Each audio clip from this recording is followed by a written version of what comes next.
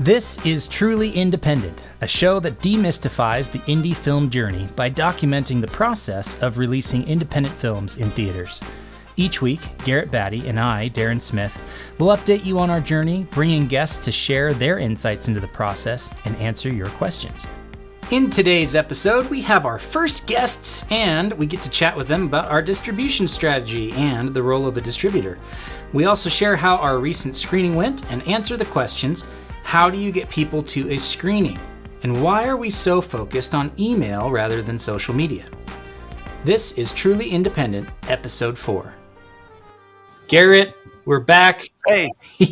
I'm loving this, man. We finally announced and released our first 2 episodes, and the feedback was awesome. I was just, till like 11 o'clock last night, I was looking and refreshing pages and looking at comments and responding to people, and I got texts and I got excitement, and man, oh man, what about you? How are you feeling right now? Yeah, man, I'm glad to hear it. I'm glad that people are responding well. I know that I'm hopeful that it's helpful information. Yeah, it's been really exciting to see. There's a lot of didn't mean to like rain on your excitement there. Yeah, it's fine. Yeah, it's good. I'm good. I'm glad.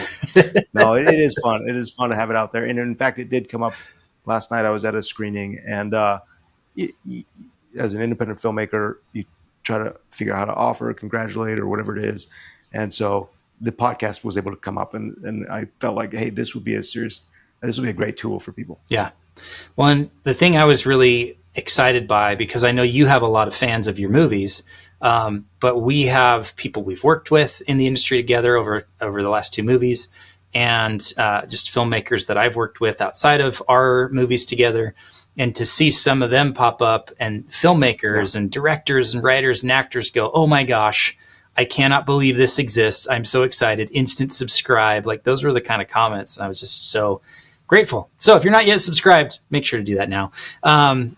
But my goodness, I'm excited today. We have our first guests. How you feeling about that? Yeah, nice. I'm excited. And you've lined up Purdie Distribution, and these guys are wonderful to work with. I've known them for a little bit, and it'll be great to be able to kind of pick their minds and learn from them about what a distributor does. Yeah, we're going to dive in with them in a second. But first of all, have you seen anything good lately? You said you went to a screening? I did. I went to a screening last night. I saw a new movie that's coming out August 30th called Reagan. Nice. And it's very well done. Sean McNamara, who did Soul Surfer, directed this. And we talked last week about doing advanced screenings, and we had our own this week, and then we going to theirs last night. It was so great because everything we talked about on the podcast really was kind of in practice there, and they were getting emails and passing out flyers and doing surveys and kind of testing out the film, engaging the audience response.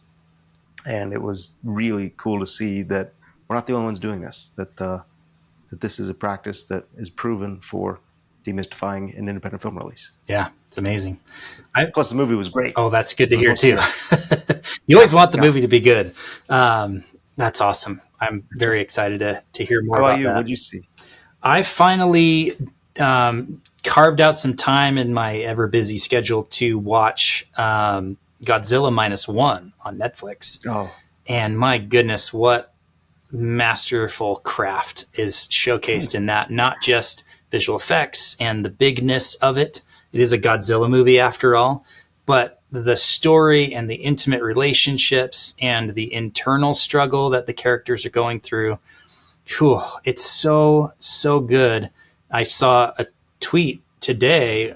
I don't know what you call them now, that it's X instead of Twitter, but I saw a post on X today that was a comment from the filmmaker of Godzilla -1, who's met Steven Spielberg, and Steven Spielberg was like, I've watched it 3 times. It's such an incredible movie. And I concur. That's awesome. Like, man, how cool would it be to have Steven Spielberg say, I watched your movie 3 times and I loved it.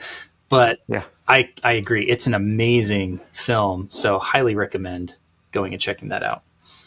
Cool. Yeah. They did a good job with that one for sure. I loved like you say, kind of that intimate story set in this very big monster movie. Yeah. Well, should we dive into our conversation let's get them in. All right. All right. Another episode of Truly Independent. I'm so excited, Garrett. It's good to see you. Guess what, man? What? Guess what? We have our first guests here today. Our first episode with guests. Oh my gosh, I'm so excited.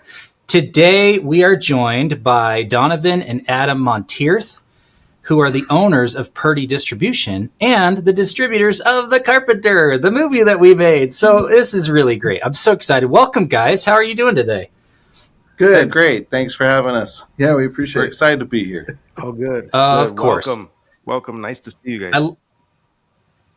It is nice to see you. And I love how you because you're twins, you guys give the same answer, but in different chunks. So like you take turns, but it all ends up being a really coherent thought. You've had lots of practice doing that, I'm sure. Well, and it could be at the same time sometimes, but yeah, you'll hear us in stereo. Other than that, it's an echo. Yeah.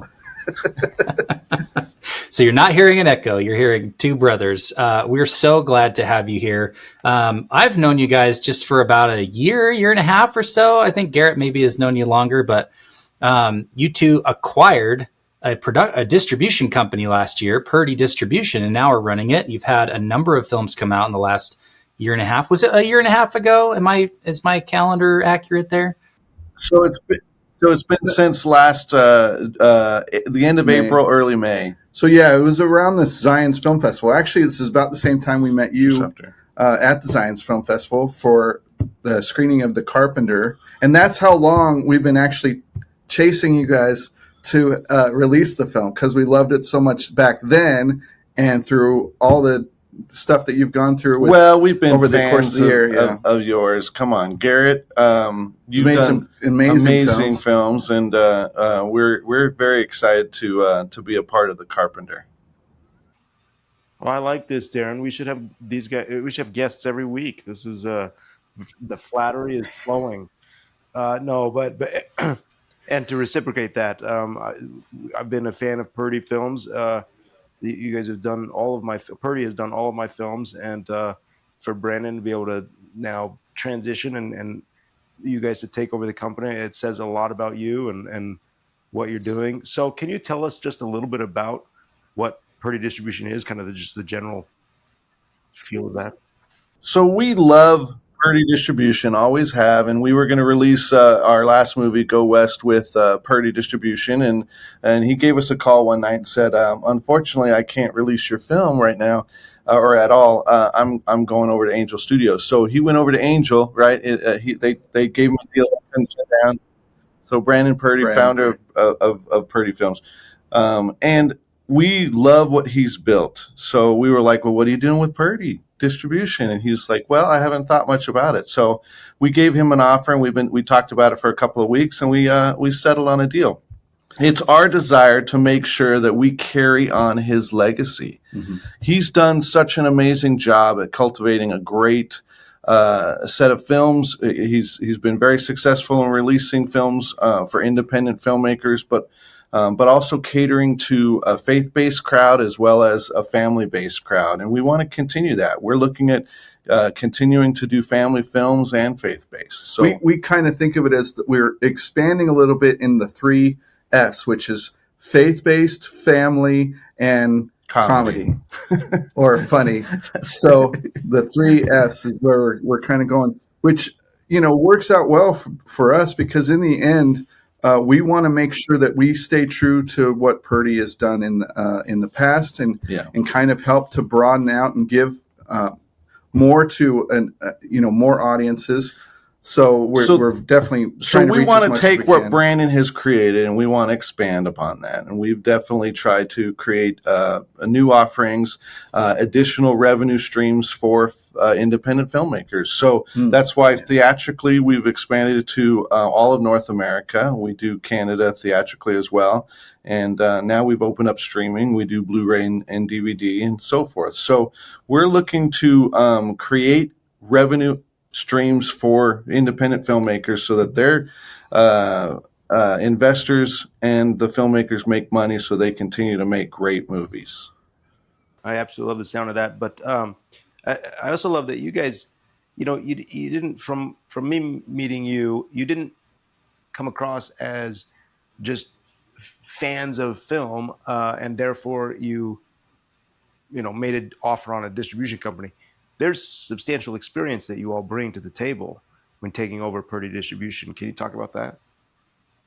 Yeah, thank you. I've been in. I was running theaters for many years, and with Harkins Theaters for 15 years. I was there. Running theaters? What do you mean? So I was GM of some of the largest movie theaters in Arizona.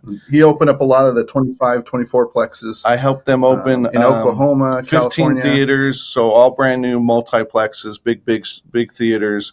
And I was their liaison with Hollywood. So anytime there was a research screening and Tom Cruise came out and stuff, I was the guy who kind of facilitated all of that. He was the one that walked Tom Hanks around to his screenings and stuff like that. So he also got to facilitate how. So I learned a lot about distribution, about the theatrical side of filmmaking. My brother was in marketing for the longest time. Well, he's no slouch in marketing either, because in the end he actually won several awards for Harkins Theaters with the Chicken Run, national marketing, and with Mission Impossible.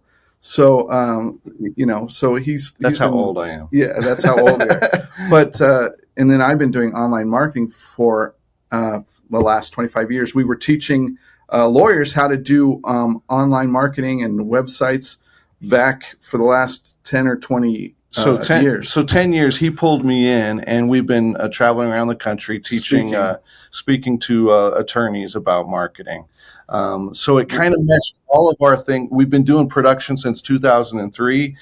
We have many of our own productions. So we're producers as well. Movies out there. In the end, it was a good combination of all of our skills put together that made it so that we could. Brandon forced us to realize that we have an affinity to distribution. We hadn't even really. We've dabbled in distribution for the last 5 years, meaning we've had to fill in the gaps for our distributors, for our independent distributors, and because of that, we've learned a lot. Right, we've had to expand, and that's the new filmmaker, independent filmmaker, has to learn and grow and understand the process. And so we've done a lot of that. And then we just realized with Purdie Distribution that we had an opportunity to take us to the next level, to the next step. It's a lot of what producing is anyway. With Garrett and Daren can attest to this. Yeah, you have to become a master with the knowledge as well as in practice, and I think that's what you guys do well. So can you walk through? And Daren, I feel like I've taken over, and you probably had a list of questions as well. And don't let me do that. Definitely jump in. No, I think what I'm curious about is, you mentioned that a year and a half ago at Zion's Indie Film Fest, we screened The Carpenter. You guys liked The Carpenter, and it was a year plus of a process, some sort of conversation that was probably occurring. And Garrett can speak to the other side of things, like with the executive producer and the family who really owns the film. But how do we get here today where we're having a conversation about putting The Carpenter in theaters? I think that's an interesting thing I'd love to hear more about. So not to jump on Donovan, but so Garrett and I, the first thing we did was I said, Garrett, let's have lunch. So we sat down and we just talked about film.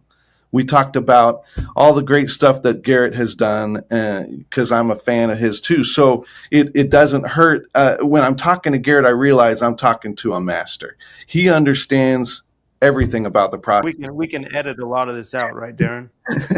So not to put too fine a point on it, but Garrett is at the pinnacle of his career. I believe he's putting out stuff that nobody is putting out. One thing is that you're right about the conversation starting then. But what it was is whenever someone does release a film, if they have a film company and they put together a great film, a lot of times the filmmakers are only solely focused on the film itself. And what they need to understand is that there is a huge process in place to distribute the film wisely. And what Adam and Garrett were doing back then, were deciding and putting the pieces together over the course of the next year. The budget for release on the film. It's one thing we probably could do a whole podcast on. Wait, and then the other thing was about putting the team together to release the film properly. We already knew and can see the vision of how big this film can get and how wonderful it is. But there's also there's things. It's not just a faith-based film, right? It's also about sports. It could be easily a sports drama. Now, it's a sports drama in the time of Christ, so it's a period piece. There's a lot of different areas and audiences that you can go to. One of the things you're doing now is screening it to audiences to see if it hits those marks, if you're attracting the same audience you want. So, I mean, we could talk about how and why the screenings are important at this stage. Also, what over the course of the year, how you came up with the budget, how you've organized the team. I mean, there's a lot of different elements here that you can probably go into. Well, let's face it. Garrett has developed a great team. We're part of that team. We're a cog in the machine, right? Purdie Distribution, we're a part of that team, and we're grateful for that. But we have to sit down and strategize, and Garrett has put together a great strategy with which we can be a part of that. There's a lot of distributors out there that will just say, okay, we're going to distribute your film. Thanks. See ya. Thanks for your movie. They get you signed, and then you don't ever hear from them again. The problem, Adam and I maybe talk too much at times. Maybe we're too much near here, but we're trying to give you enough information that when you make the decisions and when you press go, we're ready and giving you the best consultations we can. Being good consults for you, but also help guiding the film where it should go and getting you into the theaters and streaming, whatever it might be.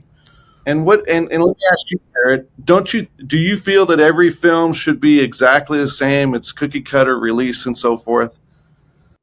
Yes. Oh, wait. No. No.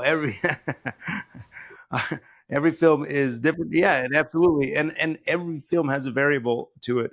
I mean, and so I want to be careful not to just go, okay, specifically, this is what we're doing with The Carpenter, and therefore do it with every film.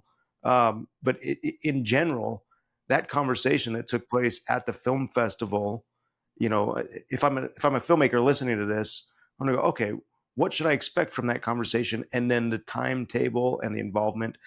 And I think what I've loved about Purdie, even prior to you all and the current edition of Purdie, is there is that like tailor-made approach to each film, and that's, I think, a rare thing. You all are not the only distributor that has reached out for The Carpenter or Faith of Angels or any other film out there, and we'll match the right film with the right distributor. Sometimes when the film is maybe a work for hire or it's just, okay, let's put it out there and turn it over to a distributor, and they'll put it on all the aggregator sites, and we'll be good. But that's not the model that fits this film, or that's not the model that I feel like you guys are offering.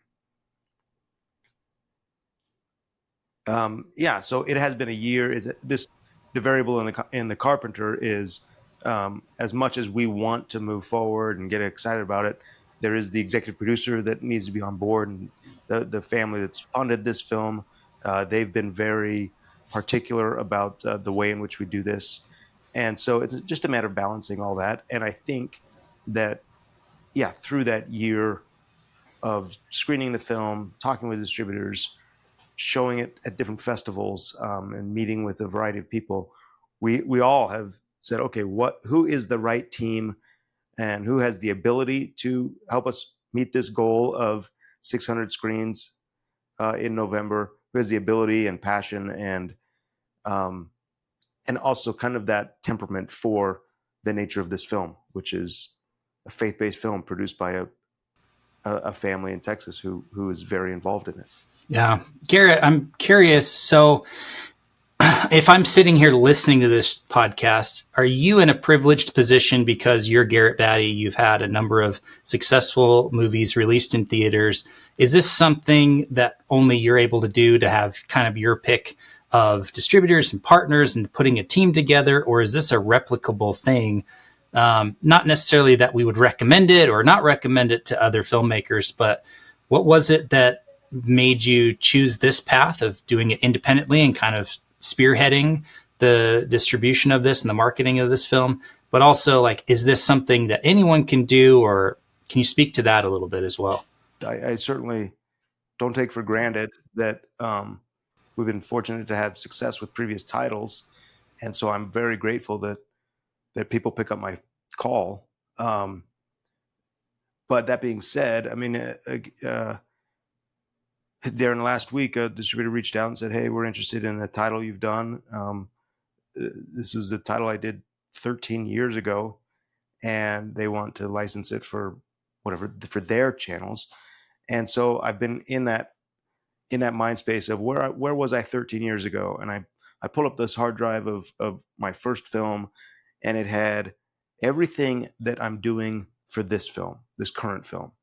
Like those things that I just built out of my basement, and anything from advanced screenings, to group sales, and these are all just like things that I didn't know what would work or what wouldn't work or what I was doing, but just kind of impulsively and instinctively, or probably listened to other people talking about it and say, "Oh, okay, so and so's doing group sales, let's try it, and so and so's doing advanced screenings, let's try it."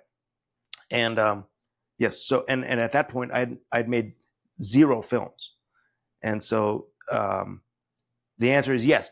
Anybody can do this. There's a certain amount of passion and crazy combined that will allow anybody to do this. And yes, I'm very grateful now that those conversations continue. But the process is rinse and repeat. The big component to that is organization. You are extremely organized. He's got these spreadsheets. So you should see the spreadsheets we see on a weekly basis from you, and that organization really is super, because you can go back in time and find everything. So there's a lot of filmmakers out there that don't keep that organized. So when you all are meeting with, I mean, you all have done some incredible work on these films that you've released, where it's Go West and Villains Inc. and Thabo, and so you've worked with different filmmakers. As a filmmaker, as our effort is demystifying indie film and the indie film release, as a filmmaker approaching a distributor, what do you look for? What makes you go, okay, that's something that we want to take on? Well, there's a couple things we look for. Number one is we do look for a great film. Obviously, you have to have the basis of something to sell, right? And it helps if we're passionate about it. So we gravitate to those films that are not just great quality, but also films that we love. The other thing also is that if a filmmaker comes up to us at a film festival like the Zions Film Festival, we met Mark Marriott. They did Tokyo Cowboy, and that was at the recent Zions Film Festival. And number one is he was very knowledgeable. He was extremely passionate, and so we connected very easily with that, because we're film, we love film, and we're very, very passionate, and so we kind of connected with the people as well. And then we watched the film, and it blew us away. But also, it was very marketable. When his posters, when he had his posters out and everything, we were very impressed with how they saw the film in marketing. How would that be presented to theaters in a trailer and a poster and so on? How well spoken is he? And so those things really were big pluses on us. We really fought for that film as well, and now we're releasing that one in August. Oh, and great. so those are things that really kind of speak to us. When we saw Inheritance to Love, we released in February, and we met with the filmmakers on that. When it came to the writer and her husband, they were so passionate and easy to talk to. We knew that social media was going to be easy. We love to bounce things off of each other. We take an active role as much as we're given the chance to do that. And so we want we love the fact that Garrett and Daren has been so knowledgeable and so helpful. Yeah. That's exactly so what we're we looking know for. that there's a lot of communication. We're going to be dealing with these people for a long time, so we definitely want to find people that we can be Miracle in East Texas, part of a good team.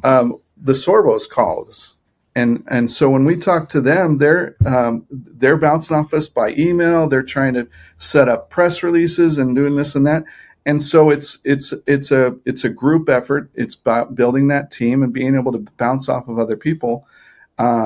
It makes it a lot easier if you've got a great team that you like and you can get along with and communicate well with. I hear a lot. I've been on some panels, and I hear a lot about just how hard it is to make money in the industry, through distribution and in film in general.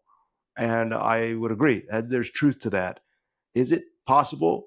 So it is possible. The thing about the industry right now it's still not stable. Now, granted, when we release a film theatrically, we want it to do as the best it possibly can. So the strategy we put in place is to make that happen, whatever that might be. And the status of the industry since COVID and also since all of the strikes have been in flux. There's been still a lot of stabilization that hasn't happened. If you look at even the major releases, like the Fall Guy, it's not quite there yet. We don't have a guaranteed hit. We went to CinemaCon this year and we met with a lot of the different theaters chains, and at the time, all we saw were more and more posters and trailers of the Fall Guy and Furiosa. And those are the two biggest ones that everyone just says failed. Came out, yeah. Now, you can't look at just that theatrical release anymore and say it's a failure. Hollywood's been blind to the fact that they only think about that first weekend. How did it do this weekend? Now, the per theater average is important in getting the film to more areas. But in the end, it's not the end-all, get-all. Because in the end, when they see it drop into streaming, all of a sudden, Fall Guy went ballistic in streaming. It's been doing fantastic, but they're not taking that into consideration. Everyone thinks it failed, but that's not the process anymore. You get it introduced to audiences, and now you still have people going to the theater very slowly. They like to go in groups, or they like to go for a reason, for a specific film. But if they know it's going to be going right into streaming the very next week or the week after, which I believe there was a 2-week period from Fall Guy, from release in theaters straight to streaming. But it's a long process, but in the end, it's where people are going to see the movie. And theatrical is a great introduction to it now, but it's not. We don't believe it to be the end-all, be-all. So you can't look at those numbers and say that's it. It's dead or it's alive. Let me mention one aspect of that I think Garrett has a great handle on. Garrett and Daren understand it's important to build your audience. Right? You guys are super smart because you guys are sitting here. How can we continue to build our audience? It's about fostering an audience that is willing to go out to theaters, to pay money to watch your movie, and so forth. So if they understand, that the quality's there, that the movie's going to be good, and it's interesting, you've already done the groundwork, you know what your audiences are looking for. If you've done all that research and you've done the work and you've done the production, now it's time to release it. You want to continue throughout this whole process, like you guys are doing, to foster the right audience. I think, you're dead right about that. When it comes down to that, a great example of that is Escape from Germany. T.C. Christensen has an incredible following. He does incredible films, and he managed to do a very successful release. So far, it's not. He's not going to veer from that. He's got a formula that audiences expect and that audiences are looking for. So. When he hits his mark, they know it. And the strongest thing for a film, whether it's theatrical, streaming, or so forth, is what? Word of mouth. You want to make sure that people are talking about your movie, so that they see it in theaters, so that they go to they rent it on Amazon or so forth. So it is important to make sure that you're fostering and building an audience that understands and knows what they're getting into. At that point, it's plug and play. We keep going back to those audiences. We know for a fact that when Garrett Batty his name gets put on a film and he releases it, that it's going to be of the same quality of Saratov Approach. We also know it's not going to be a horror movie, right? I mean, do you have one lined up? I don't. I mean, he does put comedy in you put a lot of comedy in your films. Your audience but knows it's not what they're getting comedy, into. But it's great, family based, Yeah, no, it's a point we've discussed about that is part of demystifying this process is building an audience, and Angel Studios have done it. Purdie Distribution has a particular brand. You know you're going to get, a quality, family-friendly film. T.C. Christensen, you've mentioned, yeah, and I think that's part of what we're trying to do with this. We would like to build an audience of theater goers, and so that's what we're doing. So with I know we have a limited time with you guys. Maybe one last question. We did do a screening last week. We talked about it in the last episode that we were going to do a screening, and then we did the screening on Thursday. So now it's Tuesday. I'd love to hear, like, how did this screening go? What did we learn from it, from both your and Garrett's side? Like, I was there, I was present, but really didn't have a role to play other than being able to watch it in a room of people who enjoyed it. But I'd love to hear from both of you and from Garrett, like, how did the screening go? What did we learn from it? And are we going to do more this summer? Let's start with the stats, I think. I think the screenings are invaluable. They give you there's multiple reasons why you would want to do a screening and multiple gets out of it. It's great to help build word of mouth. Number one, I think it's if you have such a strong film, you want to make sure that people are talking about it months in advance. We're releasing this film when? Can we announce that? Did you announce that already? Yeah. November 1st. November 1st. So we are, 6 months out? 5 months out. Anyways, I don't know. Like, slightly. I can't do my months. So here's the thing. We did that before, and I was wrong. Garrett was right. Don't count November. Months. It's like 4 months at this point. We have from now July, August, September, October, and it shrinks. 5 months. Yeah, it shrinks every time we talk about it. So it's important to make sure that you get that word of mouth going, that buzz going right now. The thing about the screenings is that we actually want to know if we're hitting our audiences properly. We know that this is a great faith-based film and it has Jesus in it. And so we know it has a message. But there's also a great component of action, which is amazing. It does feel a lot like a sports, historical sports movie. Or sports themed. We want to make sure that it's fun. It feels good. You walk away going a little pumped up, right?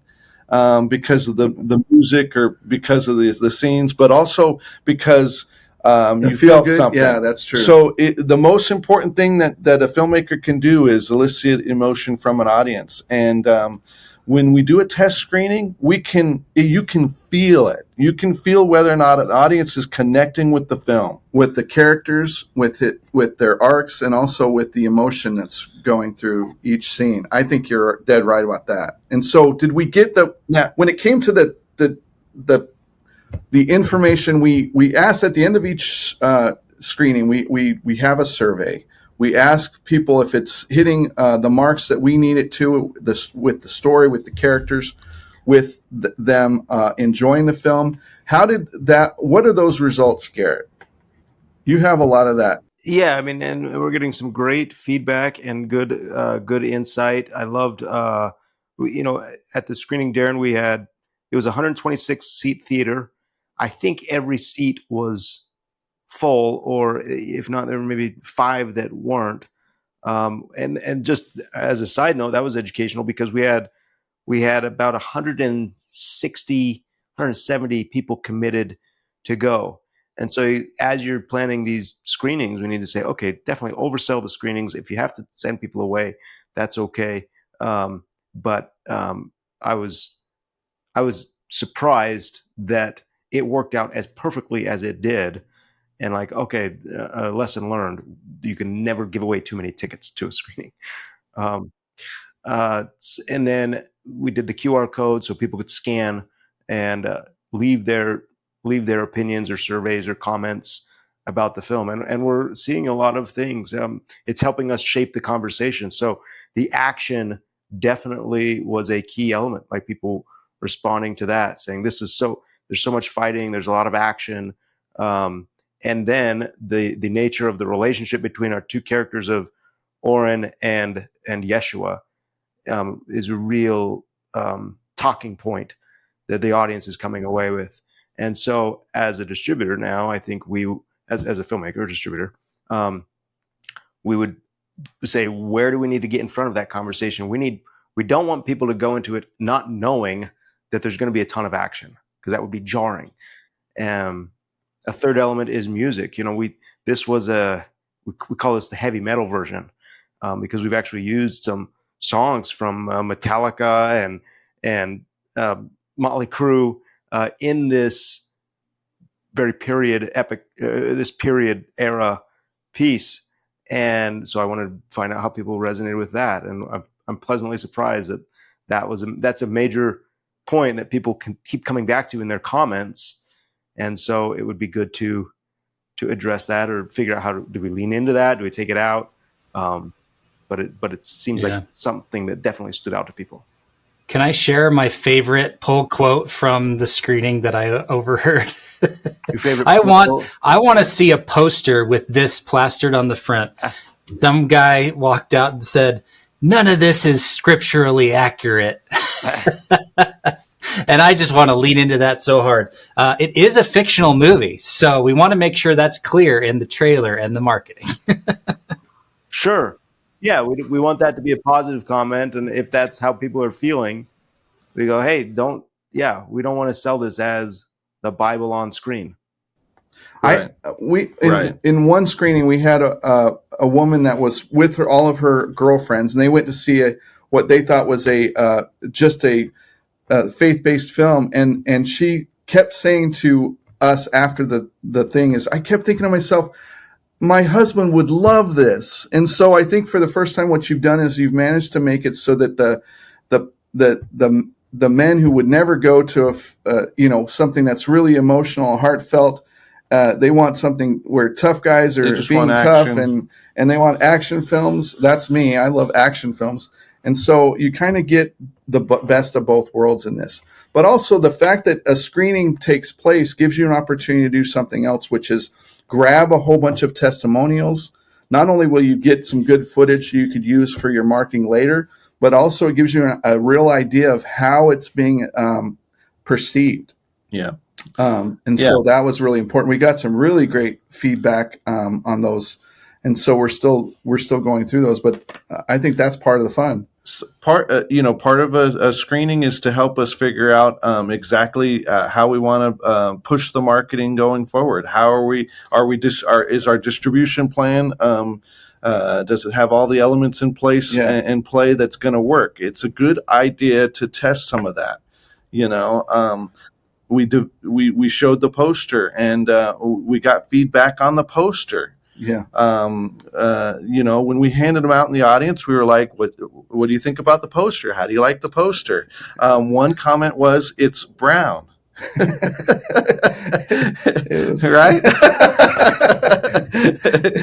It's very brown. That might have been me.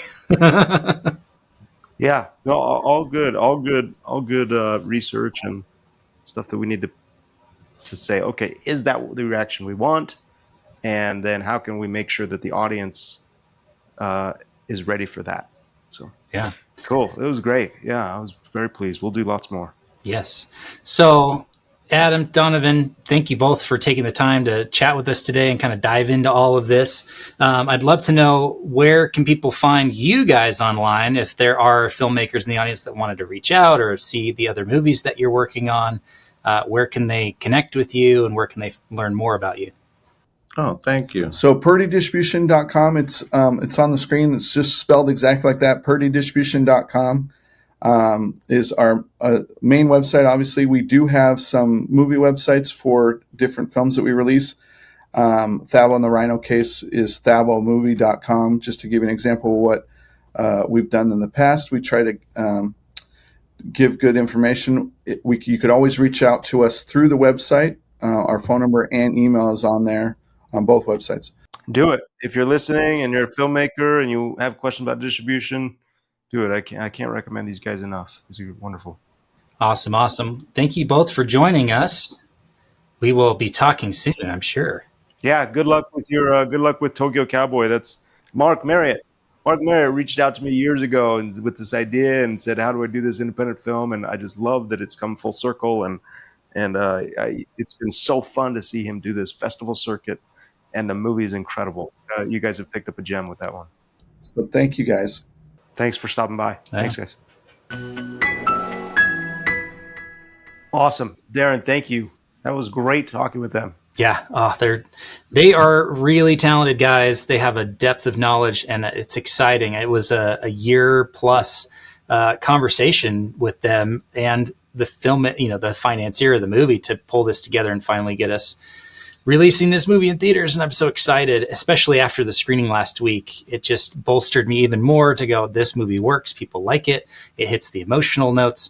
And so the more we lean into the marketing of that and the more screenings we do, I'm just really excited for all this to play out and to be able to talk about it every week with you. It's fun. I like it a lot. It was cool to do the screening this week. And then one of the most fun parts that stood out to me is we had the entire offensive line of the BYU football team there with Coach Kalani Sataki and the athletic coordinator, director of BYU, and they're all sitting there like wiping tears away, and it's this fight movie, and yet you come out and they're talking in their testimonials and saying that was like a spiritual experience, and that's cool. We wanted. It was a good reaction. Yeah, the first thing I did once the movie ended was stood up, turned around, and was like, "Okay, good, we got him. Then this is going to work." Yeah, it was cool. Awesome. Well, we do have 2 questions from listeners from last episode where we were talking about our screening strategy and our release strategy. So the first one, Garrett, is a pretty practical one. How do you actually get people to a screening? What does that look like? Well, in general, you have to do everything you can to beg them to come. I noticed at this screening, and I even made the comment there, that everyone there either had a personal connection or relationship with you or me or one of the actors. And so I think you go to people you know, and then that's how it will spread out. Yeah. And invite. Yeah, I think our mantra, we're stealing it from Brandon Purdie, but you can never do too much to release your movie in theaters. So it was a lot of you posting and me posting, and I shared it in my email list, and I'm sure you shared it with individuals and people that you talk to. And so that's one of the things, going back to our conversations with the Monteith brothers, it's like you can't just hand your movie off to a distributor and expect it to work out, because the relationship that the audience has is with you as a person, as a friend, as a family member, as a fan. And so I'm glad we're leaning into that, and I'm excited as we get more people, joining the email list. We're going to have even more people who we can tell about the next screening and future screenings. There were half a dozen that texted me and said, "I'm so sorry I can't be there. I have to be at this other thing." And I said, "Don't worry, we're going to do more, but you have to make sure you bring your friends when it comes in theaters too." Right. And that feeling of, I've talked a lot about this, I should maybe not do another post on it. You have to ignore that. And you kind of do have to be a nuisance, because I cannot tell you how many times after a film is released or whatever, I get people to come up to me that are dear friends or whatever that might be on social media, or they may have spoken with me. They always say, "Hey, when's that movie coming out?" Or, "Hey, I wish I had heard about that." And you just go, that's the only thing I've been talking about for the past 6 months. Yeah. They said that about Furiosa. Yeah. So right. If Furiosa needs to do more word of mouth and more posting, then we absolutely do as well. And that's coming out this weekend. I know, right? Getting into the weeds a little bit, just for our last comment on this question, is like, if you actually dive into the statistics and the data and the insights on social media, like I get into that stuff a lot because I'm really data driven and outcome driven. Like any post that I put online, I'm lucky to reach 10% of my audience or my fans or followers. So if I have 2 or 3,000 followers on LinkedIn. If I have a post that reaches 250 or 300 people, I call that a win. And every once in a while, I'll get one that does a few thousand impressions. That means people saw it. So what that means is you can post 10 times and still not hit your entire audience. So I have saturation. Yeah. You just have to keep at it. All right. Our second question, another kind of technical one, is someone asked, why are you guys focused so much on email over building a social media audience? They were wondering, like, why not build the podcast? Why not build the YouTube channel? Why not build, on Facebook and Instagram, where other people and filmmakers doing it? They don't see, we're not posting from the Carpenter movie. We're not posting from 3Coin Productions. We're posting from our personal accounts, and we're pointing everybody to 3coinpro.com/podcast to get on the email list. That's the call to action for everything that we do. Why is that? And so the answer is, you don't want to build your business on rented land. And that's essentially what a social media platform is. It's free. And so there's no obligation for the platform to guarantee that your little plot of land on the internet is going to be there tomorrow. We've heard too many stories of YouTube channels getting, put a hold on, or subscribers being wiped out overnight, Facebook changing their algorithm years ago where you had to start paying to reach your audience, Instagram accounts being removed or blocked by the platform because someone flagged it for some reason. And so it's just too risky to build your business and build your audience on social media platforms. And so I've been a huge proponent of building an email list. I mean, we're going on 12 years now that I've had an email list that I've been actively using and utilizing in my business, because it's the most direct way to reach your audience anywhere.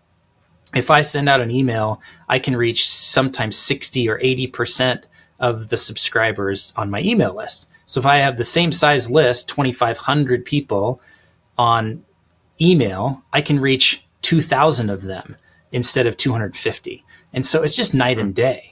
And you're able to put links in front of them, which you can't really do on Instagram. You've got unlimited amount of time and space. You could write a 5,000 word email or a 500 word email, and you're not limited by the restrictions of the platform. And so it's my favorite way, and it's by far, the data and the statistics will support this statement, but it's the most effective way to reach your audience. So that's why we're building on email. I'm curious if you have other reasons why we're focused on email building instead of building on social. Years ago, I released a product. I created a DVD game and released a product and started selling it. And it did well and got picked up by a couple of bookstores. And the first question that the bookstores or the publisher who wanted the game reached out and said, how big is your email list? Now, what are you talking about? That's just silly. Like, it's about the game, right? And I learned early on from them the value of that email list. And that is probably still the same question now, 15 years later. Where's the email list? I don't know. If I had 1 million followers or something, that could be a different song. But I think right now I love your analogy of don't build on rented land. Yeah, it's true principle. I've seen it time and time again. Well, that's it for today's episode. Goodness, Garrett, we hit a record of our length today. So we'll see what the audience thinks, if they're okay with that. We'll try to get it just under an hour. How about that? But thank you for hanging in with us. Thanks for being here and for listening and for sharing and for following, and make sure and sign up. Yeah. Let us know if you have questions about today's episode. Get on the email list, 3coinpro.com/podcast. And there's a link in the email to be able to submit questions for today's episode. All right. Another one in the can, Garrett. Great seeing you. Thanks. Take care, man. Thank you for listening to this episode of Truly Independent. To join us on the journey, be notified of new episodes and screenings, and ask us questions about today's episode, head over to 3coinpro.com/podcast and put in your name and an email address. If you're a fan of the show, please leave us a review on your favorite podcast app, and be sure to share this episode with a friend. Thanks for listening, and we'll see you next week. Our intro and outro music is Election Time by Kjartan Abel.